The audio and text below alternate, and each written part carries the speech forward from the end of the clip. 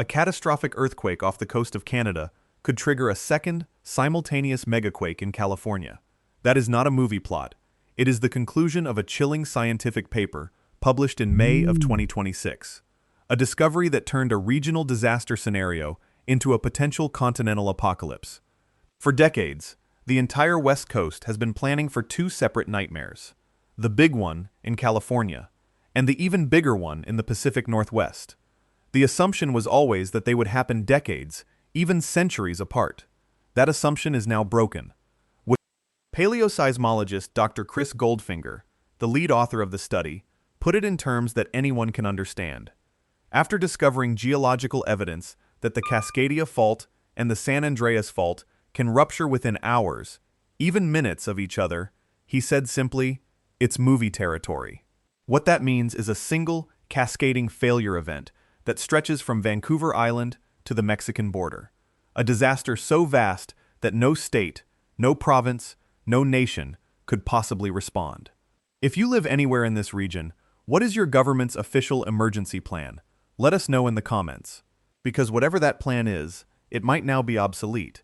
The science has changed, the threat has escalated, and the clock is ticking faster than anyone thought. And if you find this kind of critical information valuable, do one thing for us. A massive number of people who watch these reports are not subscribed. Hitting that button is the only way to guarantee you do not miss the next urgent update. It's free, and it keeps you in the loop when it matters most. Please, don't be one of the people who forgets.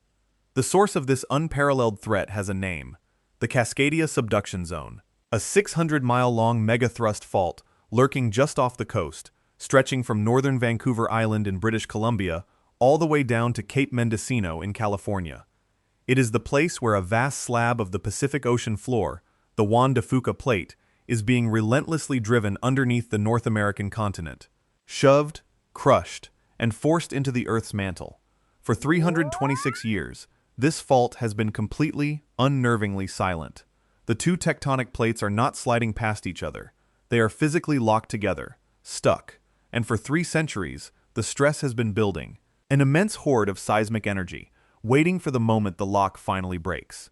The video title refers to 14 million Canadians. That number is not quite right, but the reality is much more complex. The population of British Columbia is closer to 5.6 million. The 14 million figure represents the entire population living inside this continental danger zone. The millions in Vancouver and Victoria. The millions more in Seattle, in Tacoma, in Portland. The communities all the way down the coast of Oregon and Northern California. These are not separate risks. They are one interconnected system, and the new science shows the system can fail all at once. But for Canada, the danger is uniquely personal and uniquely terrifying. Because the northern end of this fault, the part aimed directly at Vancouver Island, is now understood to be the most dangerous section of them all. To understand why, you have to understand that Cascadia is nothing like California. California's famous San Andreas is a transform fault. The plates grind past each other sideways. Those quakes can be violent, destructive, but they are not the planet's biggest. That title belongs to subduction zones, to megathrusts, the kind of fault that generated the 9.1 magnitude quake in Sumatra in 2004 and the 9.0 in Japan in 2011. Subduction zones produce the most powerful earthquakes humanity has ever recorded, and Cascadia is the only one aimed squarely at North America. We know exactly what it can do, because it has done it before. At 9 p.m. on January 26, 1700, the last great Cascadia earthquake ruptured, a magnitude 9.0 event that shook the entire Pacific coast for 5 to 7 terrifying minutes. We know the exact date not from written records in North America. There were none, but from 2 chillingly separate sources. On the coast of Washington and Oregon, entire forests of ancient cedar trees were killed instantly as the coastline abruptly dropped by up to 6 feet, flooding the forest floor with salt water. The tree rings in these ghost forests tell a story of sudden death. All of them died in the same season, in the same year. And across the Pacific, in Japan, samurai, merchants, and villagers recorded the arrival of a mysterious tsunami, a large, damaging wave that struck the coast without any preceding earthquake. They called it an orphan tsunami, and the time it took to cross the ocean allowed scientists to pinpoint the moment of its creation. The drowned trees of North America and the orphan wave in Japan tell the same horrifying story. That was 326 years ago. The geological record, drilled from deep-sea sediment cores, shows that these monster quakes happen on average every 400 to 500 years. Some intervals are shorter, some are longer. But the 326-year gap means we are now living squarely within the window. The debt is due. The fault has been silent for longer than the United States has been a country. This silence is not peace. It is pressure. For decades, the models of that pressure were based on guesswork. Seismic data from the 1980s was sparse, low resolution, and created a picture of the fault as one single, monolithic slab. Geologists assumed it would break all at once, from end to end. It was a terrifying scenario, but it was also a simple one. That simplicity was a lie, born of incomplete information. The truth is far more complicated and far more dangerous. In the summer of 2021, a research vessel, the RV Marcus G. Langseth, spent 41 days sailing back and forth over the fault line. The mission, funded by the National Science Foundation, was to do something that had never been done: create a complete, high-resolution 3D map of the entire 600-mile structure. To do it, they used a technique like a geological sonogram, firing powerful acoustic waves from the ship down into the seabed. Those sound waves traveled through miles of water, mud, and rock, reflecting off the different layers below. Hydrophones towed behind the ship listened for the echoes, gathering terabytes of data that could be stitched together into a picture of what the fault actually looks like, miles beneath the ocean floor. Dr. Suzanne Carbotte, a marine geophysicist at Columbia's Lamont Doherty Earth Observatory, led the team that processed this unprecedented flood of information. What they found, published on June 7, 2024, in the journal Science Advances, fundamentally rewrote our understanding of the hazard. Dr. Carbotte described the breakthrough this way: "We had models for what the fault zone looked like, but they were based on no data for much of the margin. It's kind of like you had Coke bottles over your eyes, and they've been removed, and you've got the proper prescription." With the prescription filled, the diagnosis was grim. The Cascadia Subduction Zone is not one single, continuous fault.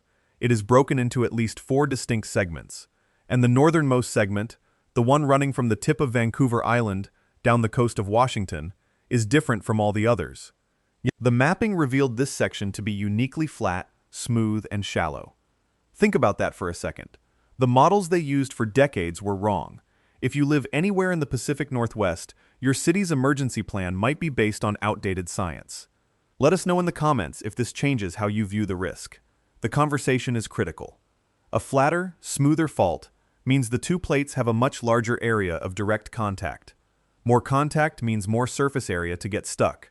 More stuck area means more seismic energy can be stored up before it rips apart. And a shallower depth means when it does rupture, the seismic waves have a shorter, more direct path to the surface, and to cities like Victoria, Vancouver, and Seattle. Dr. Harold Tobin, a geophysicist at the University of Washington and a co-author on the study, explained the stakes in stark terms. For cities in the region, he said, this new understanding of the fault's geometry could be the difference between a scary jolt and a total disaster. The a priori models were bad enough. The new, data-driven reality is worse. It suggests that the Canadian portion of the fault is primed to generate an exceptionally violent and destructive event, with seismic energy focused directly at the most populated areas of British Columbia. But the shaking is not the only weapon Cascadia has waiting. It might not even be the most devastating one. A study published by the U.S. Geological Survey on May 5, 2025, revealed a secondary effect that is almost incomprehensible in its scale. The moment the fault ruptures, the colossal strain will be released. The North American plate, which has been buckled and squeezed upwards for centuries, will abruptly snap back. The consequence is that vast stretches of the Pacific coastline will instantly drop, not sink over time. Drop. The technical term is subsidence. The USGS study predicts the land will fall anywhere from 1.6 to 6.6 feet, that's half a meter to 2 full meters, in the same instant the earthquake hits. Imagine the consequences. Coastal highways, port facilities, and entire neighborhoods built at sea level would be permanently flooded before the first tsunami wave even has a chance to form. The ground itself will simply fall away into the ocean. This instantly doubles or even triples the effective height of the incoming tsunami. A 20-foot wave becomes a 26-foot wave, hitting a coastline that is already underwater. For residents on the west coast of Vancouver Island, where the first tsunami wave is expected to arrive in just 15 to 30 minutes, this is a nightmare scenario. The escape routes will be gone. The high ground will be miles away, across buckled, flooded terrain. Survival will be measured in minutes, and the clock starts on land that is already sinking. If this information is eye-opening, take a second to hit the like button. And if you have family or friends in BC, Washington, or Oregon, share this video with them. Understanding the real mechanics of this threat is the first step to being prepared. A share could make all the difference. This silent, locked fault is not entirely inert between its multi-century ruptures. There is a quiet, almost imperceptible to humans process happening deep beneath the surface, a phenomenon that seismologists are watching with growing concern. It's called episodic tremor and slip, or ETS. Roughly every 14 months, the deeper, hotter portion of the subduction zone, where the plates are not fully locked, quietly slips. Over a period of several weeks, a section of the Juan de Fuca plate will slide a few centimeters deeper beneath North America. This is not an earthquake. It produces no noticeable shaking. It is a slow, silent creep, detectable only by networks of hypersensitive GPS instruments that can measure microscopic movements of the Earth's crust. For years, some hoped these ETS events might be a good thing, a way for the fault to bleed off stress harmlessly. That hope was misplaced. Natural Resources Canada, the agency that monitors this activity, has confirmed the opposite is true. An ETS event does not relieve pressure on the locked megathrust. It increases it. Think of it like a vise. The deep slip pushes the entire oceanic plate further under the continent, which in turn shoves harder against the upper, locked portion of the fault. It is a slow-motion turn of the screw, tightening the tension on the part that is primed to snap. John Cassidy, an earthquake seismologist at NRCan, has studied this phenomenon extensively.